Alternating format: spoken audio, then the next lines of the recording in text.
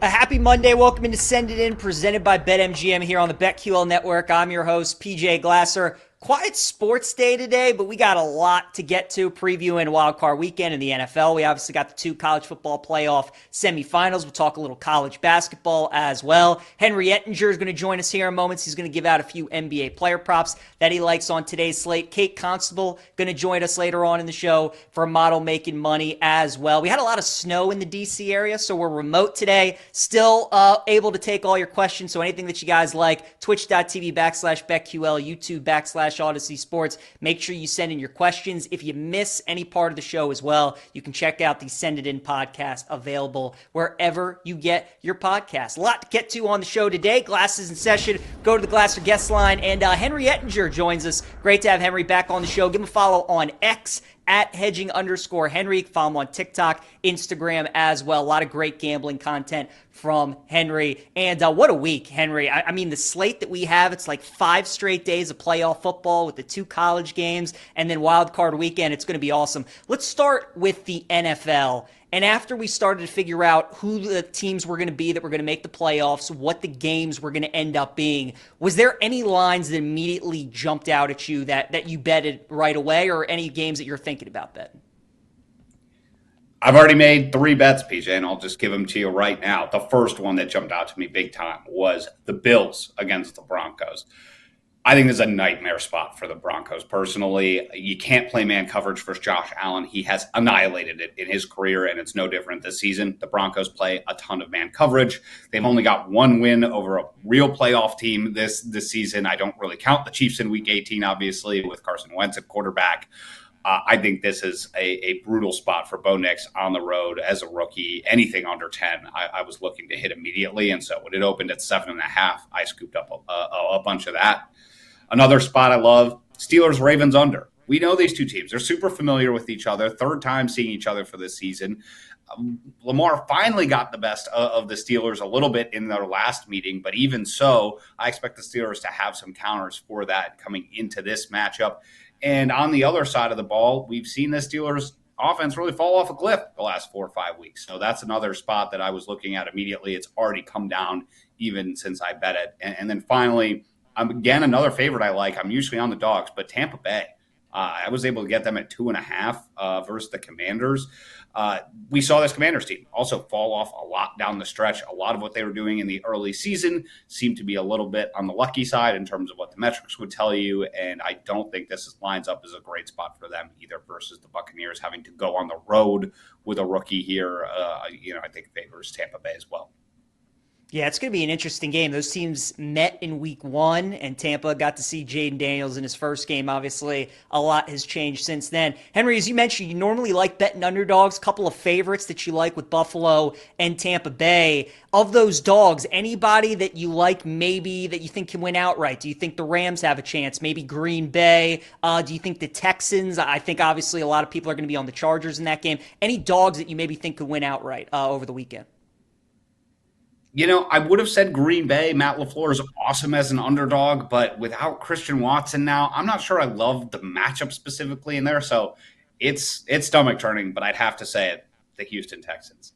They're at home. CJ Stroud in his career has been fantastic at home and fantastic as an underdog. And their offense looks a little bit broken, but the defense is great.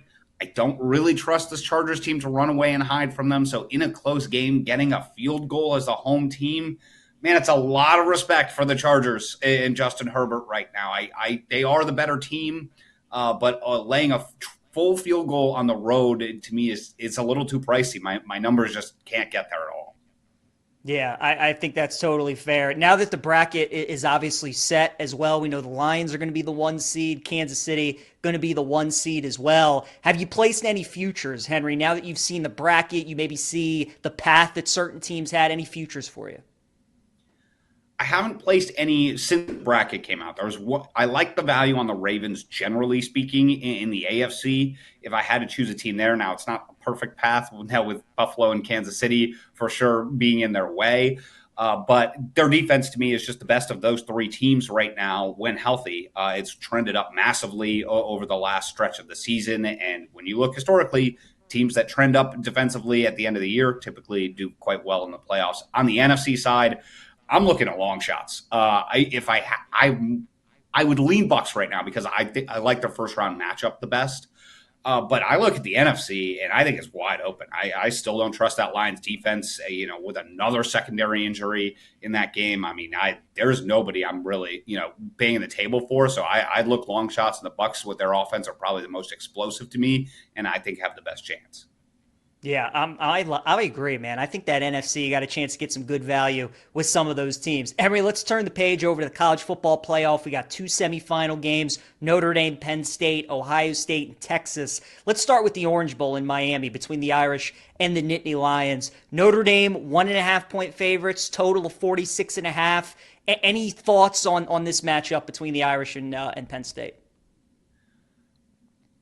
These are two teams I was really looking to fade coming into the college football playoff. So I'm a little annoyed that they end up playing one another. I think this is not going to be a popular take, but I actually like the over in this game. So I'm going to wait a long time for that because I think it's going to trend toward the under. But if you look at Penn State when they stepped up in class as a defense, I didn't like what I saw. Ohio State ran the ball on them a lot more, even though Ohio State can't run the ball on anybody. Oregon scored a ton of points on them in the Big Ten championship as well. Even SMU moved the ball. They kept turning the ball over, so they didn't score. I think Penn State's defense is sneaky vulnerable, even though the metrics won't really tell you that. And Notre Dame, same thing. They didn't face a lot of passing offenses with a pulse this season. When they did, USC put up almost 500 yards on them. Louisville put up almost 500 yards on them. They get Georgia's backup quarterback, so they're not really threatened in the last round. So I'm going to wait a while, and then I think I'm actually going to look towards the over in this game. Okay, I like that. And then what about the Cotton Bowl, Henry? Ohio State, obviously what they've done in their last two games against Tennessee and Oregon. Now this line goes all the way up to 6.5, taking on Texas. Is this too many points, or do you still think that we're undervaluing Ohio State? I think the sharp play is going to be Texas. I tell you what, I actually still think it's Ohio State. Anything under a touchdown. I bet it before it even got to 6. I think sometimes in college football, we've had this happen before where the dominant teams don't show themselves until late. And Ohio State, I think, might be that team if Will Howard's going to keep playing this well. I think they're the most complete on both sides of the ball. Texas, once again, the numbers will tell you that secondary is great. I thought Clemson went after some of those guys in the secondary quite successfully. They've got some high-end talent like Barron that Ohio State probably can't attack. But I am worried about this Texas defense versus Ohio State. And on the other side of the ball, Ohio State's defense to me is the most underrated part of this. I mean, yes, their offense has had fireworks in the first two games, but Tennessee and Oregon couldn't move the ball at all against them to start either of these games. Since they moved Caleb Downs into the middle of the field, they haven't really given up any points to anybody. Even in that Michigan game, they didn't give up anything really on the defensive side of the football outside of one long run. So, it's public, but I think the Buckeyes are on a roll here, and I already had them as my number one team power ratings wise coming into the college football playoff, and I just keep upgrading them more and more at this point. I mean, is it safe to say that you think the winner of Ohio State, Texas is probably going to win the title, or do you think that maybe Notre Dame or Penn State could present a challenge to one of those two teams? I do think the winner of that game is going to win the title. Now, Texas is not a perfect matchup necessarily. I think with Notre Dame specifically, but I coming into the college football playoff, my power rankings had Ohio State 1, Oregon 2, and Texas 3, and then a little bit of a drop off before we got to anybody else. So at this point, the winner of that game to me, I will be looking probably to back in the national title as well. All right, very good. And then, Henry, before I let you go, obviously you're locked in on NBA player props. Got a great slate today. I saw you on X saying that you love the board today. So excited to see some of the plays you got for us. What do you got for today? So I've got 6 total plays. I won't go through all 6, but let's hit on a couple to start. Emmanuel quickly over 16.5 or 17.5 points. He's absolutely destroyed the classic Bucks drop coverage with Brook Lopez in his time in Toronto. He's played 30 minutes against them twice. He had 23 and 25 points in those matchups. He's only played a couple of games this season, but his numbers mirror exactly what he's done in previous seasons, so not too worried about it there. Victor Wembanyama over points versus the Bulls. The Bulls are the worst team versus the pick and roll man. They give up a ton of catch and shoot threes as well. They're not very good versus post-ups. That's all a recipe for disaster against Victor Wembanyama. And finally, in that Raptors game as well, Giannis to score 30 points. The Raptors, foul the most in the NBA. They're not very good at protecting the basket as well. They're not good in transition defense either. Giannis leads the NBA in all three of those categories: fouls drawn, transition baskets, points in the paint. Not a good matchup at all for the Raptors there, so I'm looking to back Giannis to go over as well. All right, very good. A lot of great stuff from Henry. As always, NFL, college football, NBA. Make sure you give him a follow on X at hedging_Henry. Also follow him on Instagram, TikTok as well. Puts a ton of great gambling content out there for you guys to enjoy. Henry, always great having you on the show, man. Good luck this upcoming week, and we'll catch up again soon. All right, thanks, PJ.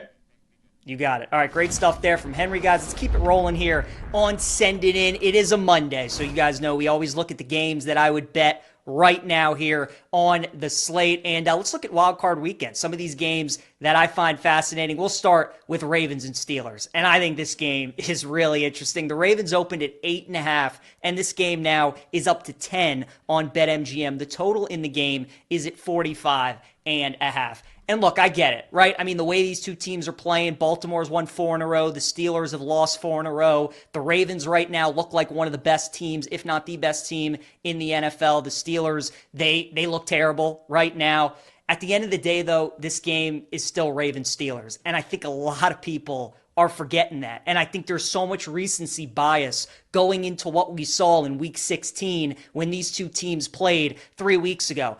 The underdog is always the play in this rivalry. This is the largest spread in the history of this series. 9 is the largest spread. So if this closes at 9.5, 10, this will be the largest spread that we ever see in Ravens-Steelers. Since 2015, the Ravens and Steelers have played 20 times. Only 4 of those games has the final score been decided by 7 or more points. The underdog in this series in that same time span, 16-3-1 against the spread, right? We all know these trends. Like, these games are always close. They always come down to the wire. And I think a lot of people, again, think these games are different, or that this game will be different, because it doesn't feel like there's ever really been this big a gap between the Ravens roster and the Steelers roster.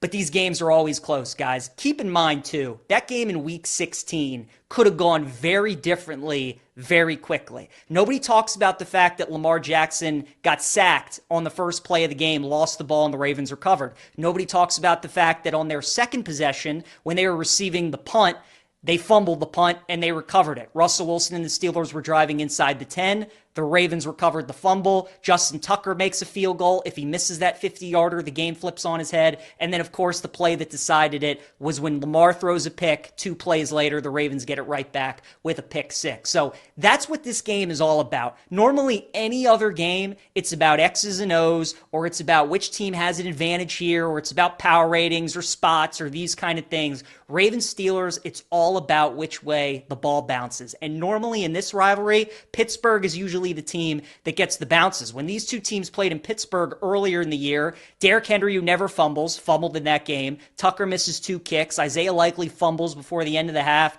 Ravens are dropping passes. So I think this game's going to be a lot closer than people think. I think the recency bias is kind of driving this line out of control. It's still Ravens-Steelers. I know Pittsburgh isn't playing well, and I know Baltimore is, but these two teams know each other better than any two teams in the NFL because of how many times Harbaugh and Tomlin have gone head-to-head. So now that we're getting a 10, I mean, could you imagine 3 weeks ago if you were getting a 10 in Ravens-Steelers? You would have took that blindly. Now I think a lot of people like Baltimore. I'll take Pittsburgh in the game, plus 10 against the Ravens. We also got the Packers, plus 5.5 against the Eagles.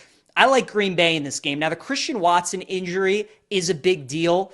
And there's going to be a lot of talk this week about Green Bay and their record and the fact that they're 0-5 this season against the Vikings, the Lions, and the Eagles, which is significant because those are the 3 best teams in the NFC record-wise. However, the Packers, even though they're 0-5 against those teams, 4 of those 5 games were decided by 5 or fewer points. They lost to the Eagles by 5, they lost to Minnesota both times by just 2, and then they lost to Detroit on Thursday night about a month and a half ago by 3 points as well. So even though Green Bay hasn't been winning these games, they've been keeping it really tight with a lot of these teams. And again, I know Watson's banged up. I know Jordan Love left that game against the Bears, even though he said he's going to be okay. But Green Bay's been competitive against a lot of these top teams. I think now that we're getting 5.5 with Green Bay, I think taking them plus the points is a good bet. Yeah, we don't need them to win the game. We just need them to keep it close like they've done with most of these teams all year. I'll take the Packers plus the points. And then finally, give me the Rams plus 2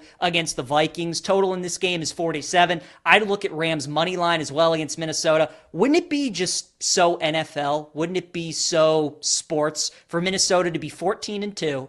They're a win away from getting the number 1 seed, and then next thing you know, they lose 2 games in a row and they're out of the postseason. Like, I just feel like that's something that would happen in Major League Baseball. Like a team that's in a division race, they win 100 games, drop to the wild card, lose in a best of 3, and then their season's over just like that. Feels like something that could happen to the Vikings. We saw Sam Darnold last night in a big game, biggest game of his life, and he was a no-show. He kept overthrowing his receivers, missed a lot of great opportunities. You wonder if the moments start to get a little big for Sam Darnold. This was one of the 3 regular season losses that the Vikings suffered was to the Rams. This is the game that kind of got the Rams jump-started on their season, and the Rams were able to rest a lot of their guys, yesterday against Seattle and get Stafford and Kupp and Puka a rest, so they're going to be fresh and ready to go. I like the Rams plus 2 against Minnesota. See B Mills in the chat. Mark Andrews anytime touchdown plus 140, hitting 6 straight in 7 of its 8 games. I think that's a good look, B Mills. I would more so look at rushing props for the Ravens, especially in this game. They're calling for high winds. There could be some snow. It's going to be cold temperatures, and this is why you went out and got Derrick Henry for games like this. So again, Andrews anytime touchdown. I like that because he's going to be a threat in the red zone, but I would only look at probably touchdowns for Andrews. I wouldn't look at receiving yards or receptions. I think if he cashes anything, it's going to be a touchdown, and I like the price at plus 140. Also, I got a teaser before the lines move. Bills minus 2.5 and Ravens minus 2.5. I mean, it feels like a lot of people are going to be on that, right, B Mills? It feels like it's too easy getting the Ravens and the Bills under 3. I think that's a lot of the reason why the Ravens line has moved up so much, and the Bills as well. Feels like it's the right play, but it also feels like one of those teams could play a tight game, and it feels like the Ravens are probably that team. All right, let's talk some college football now as we get into the Orange Bowl in Miami between Notre Dame and Penn State. I like Penn State in the first half of this game against Notre Dame. I think there's a good chance that Penn State can keep it tight early.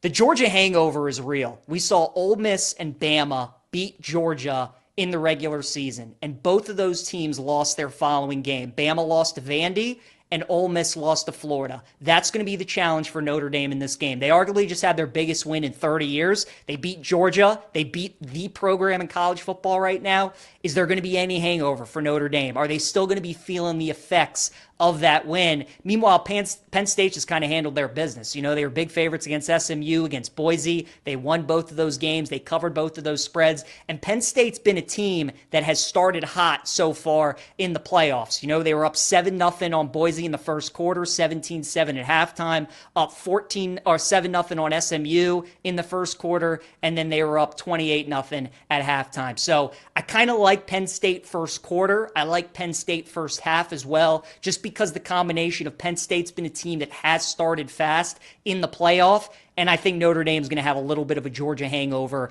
and they're going to be a little sluggish to start that game. So I would look at Penn State first half. As for Ohio State, Texas, we got into this game a bunch last week. I still like Texas at plus 6. I think this is just too much love for Ohio State. This look-ahead line was 1.5, 2. Now it's jumped 4 points all the way up to 6. I get Ohio State looks different. They're finally throwing the ball. They're finally using their receivers. But if there is a team that matches up well with Ohio State that can limit them, it is Texas. They have the best corner in the country. They have the best pass defense in the country entering the college football playoff.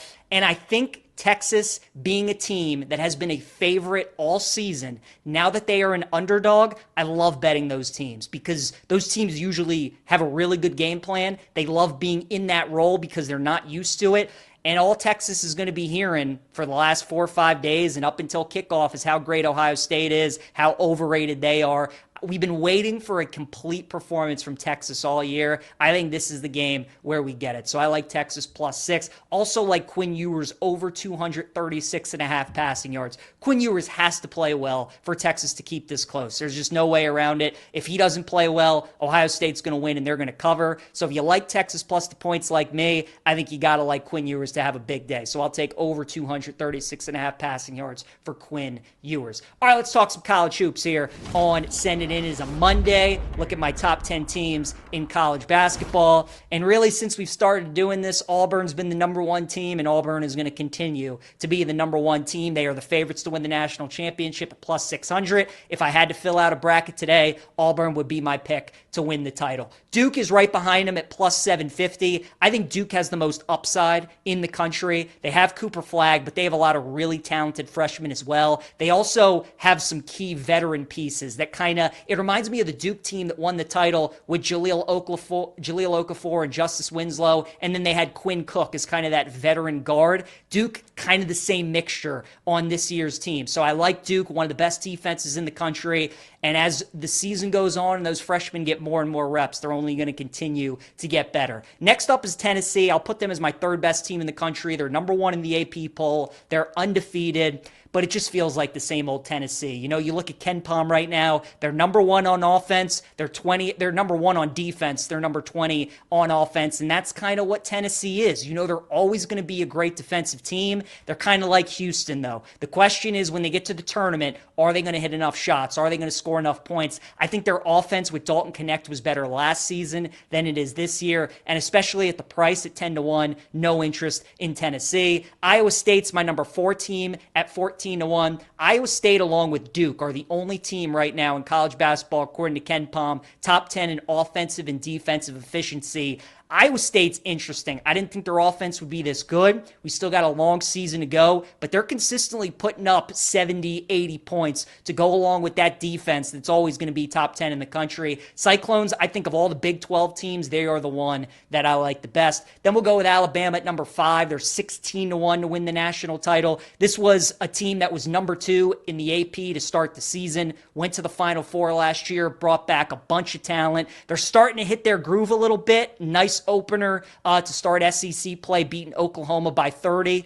What I've been surprised with Bama about this year is that they haven't been shooting the ball from 3 all that well. If they can start hitting their shots and their defense can pick up a little bit, that could be a team that could definitely be dangerous in the SEC. I'll put Kentucky right behind them at 20-1. Kentucky-Florida was an awesome game on Saturday, and Florida's my number 7 team. Reason I have Kentucky ahead of them is because they just beat them. I actually think I like Florida a little bit better long term. I love Florida's guards. I love Clayton and Richard and Martin. They have athletic bigs. It's just all going to be about the defensive side of the floor for both of these teams. Both Kentucky and Florida can really score. Florida's defense is a little bit better, but Kentucky's got a senior veteran team this year. Those could be 2 teams to watch. Then I'll put Houston at number 8. You know, with the Kelvin Sampson team, they're always going to be good on defense. Can they score? It's just what I was talking about with Tennessee. Problem is, Houston's offense is not as good this year as it's been the last couple years. They don't have a Jamal Shed. They don't have a Marcus Sasser on this team. So I'm not interested in placing a future on Houston. Then after that, we got Illinois, who cracks the top 10 at number 9. Really impressive performance against Oregon in Eugene over the weekend. They have one of the best guards in the country in Yakimonis. He is awesome. They can really score. Illini are a team to watch. And then I'll put Kansas at number 10 at 18-1. Jayhawks had a couple of interesting losses in the non-conference to Missouri and Creighton. Ever since then, they've played a lot better. They do have some nice non-conference wins. Just feels like Kansas doesn't have a guard this year that can go get them instant offense, that can go get them buckets, and I think that's what's going to be their downfall. Good defensive team, but they're lacking a lot of offense. So those are the top teams for me in college basketball. Auburn, Duke, Tennessee, Iowa State, Bama, Kentucky, Florida, Houston, Illinois, Kansas round out the top 10. All right, let's go to Model Making Money now. Check in with Kate Constable joining us here on Send It In. And Kate, what are the 5-star plays that BetQL has for us today? Hey PJ, yeah, five-star play in the NBA today. We have Bucks and Raptors. The model likes over 230 and a half. It's making this game 236. So you're getting about 5.5 points of difference from where the total is at. And the Raptors being at home this season, they're 12-7 to the over. So again, five-star play, Bucks Raptors over 230 and a half today. All right, very good. That's what the BetQL model is going with tonight. Kate, let's talk NFL playoffs. Finally got the bracket. We got all the teams. It is here. Looking at all 6 of the wild card matchups, which underdog do you think has the best chance of winning outright? Yeah, PJ, you said it earlier in the show. I'm worried about the Vikings. I think the Rams, especially being at home, could be a team that scares, at least it's scaring some Vikings fans here in Minnesota. I mean, the Rams with Matthew Stafford, with Sean McVay, that duo right there is tough to beat on its own. And then you look at the matchup that these two teams had earlier this year. Matthew Stafford threw almost nearly 300 yards, 4 touchdowns, and the Vikings really struggled in the run game there, only 64 yards on the ground. I think especially after last night's loss to the Lions, like maybe this is a little bit deflating for their season. And it would be totally wild to go from a team that is contending for the number 1 seed in the NFC to a team that loses in the wild card round. But this is the NFL and crazy thing has happened. So I'm a little worried about the Vikings as favorites going on the road against the Rams. It's going to be a tough game, no doubt about it. They opened at 2.5 on BetMGM now. They are down to 2. Kate, let's talk about some favorites now because we know it's been the year of the favorites in the NFL. We have some big spreads in a couple of these games. Any favorites that you like in Wild Card Weekend? Yeah, I'm going to take the 2 teams that are going up against rookie quarterbacks on the road, and that is the Bucks going up against the Commanders and Jaden Daniels, and then the Bills going up against Bo Nix and the Denver Broncos. In terms of the Buccaneers, I mean, their offense can certainly match whatever Jaden Daniels tries to throw at you offensively. The Bucks can score in boatloads, and they had some success in the postseason last year. I know they lost in the divisional round, but Baker Mayfield has played in these big games and these big moments before, and that's the same thing with the Bills and Josh Allen. I mean, you have a phenomenal offense there, and Bo Nix, again, sure, he was great the other day against the Chiefs yesterday, 4 touchdowns or so, but going on the road in a playoff environment, especially into Buffalo, where those fans are crazy, I think that is going to be a very tall task for a young quarterback. So I like the Bills and the Bucks to move on in that first round. All right, very good. Kate, also, we know it's Black Monday in the NFL. We got some coaches that are being fired. We had Gerard Mayo last night, Doug Peterson this morning. We'll see if there are any other that get fired as well. You're obviously a Bears fan, and we know that they're looking for a new head coach. What do you think Chicago is going to end up doing? If you had to make a guess today of who the new head coach is for the Bears, who do you think that's going to be?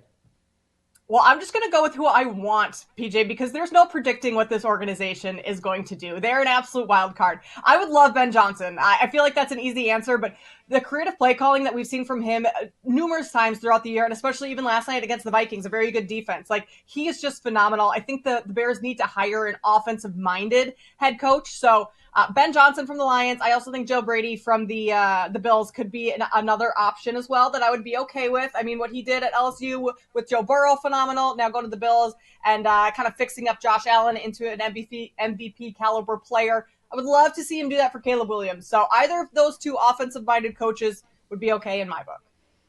All right, yeah, it's going to be an interesting offseason for Chicago, finding out what they decide to do at head coach. Kate, always appreciate the time. Thanks for joining us on Send It In. We'll catch up later on in the week.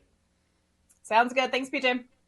You got it. For those people who want to continue to bet but don't have the time to research each individual game, you need to download the BetQL app. Rates each game on a 1 to 5 star scale based on its unbeatable analysis from spreads and over-unders to player props. Stay up to date and bet confidently with BetQL's help. We also got a promo from our friends at BetMGM. Do you think that you know playoff football? You can prove it at BetMGM's free-to-play game. For each round of the big game playoffs, you'll have the opportunity to answer 3 historical playoff football questions. If you answer all 3 correctly, you'll win a share of $1 million in bonus bets. First entry period, 3 questions about wild card games, $250,000 in bonus bets. Second entry, 3 questions about divisional games, $250,000 in bonus bets. And the third entry period, 3 questions about the conference championship games, $500,000 in bonus bets. How does it work? You can access the $1 Million Playoff Football Challenge promotion at betmgm.com on the BetMGM app. You answer 3 questions per round during the big game playoffs. If you answer all 3 questions correctly, you'll win the share of the bonus bets in the playoff round. So make sure you take advantage of that. We only got about 20 seconds left, so we're going to go rapid fire here during best bets. Quinn Ewers will be my prop lock in the Cotton Bowl against Ohio State, over 236.5 passing yards. Dog of the day, give me Minnesota in college hoops against Ohio State, plus 6.5. And Wisconsin Rutgers, I'll go under 157.5. I think that's too many points between the Badgers and the Scarlet Knights. Thanks again to Henry and Kate for joining us today on Send It In. You guys have a great rest of your day. See you tomorrow.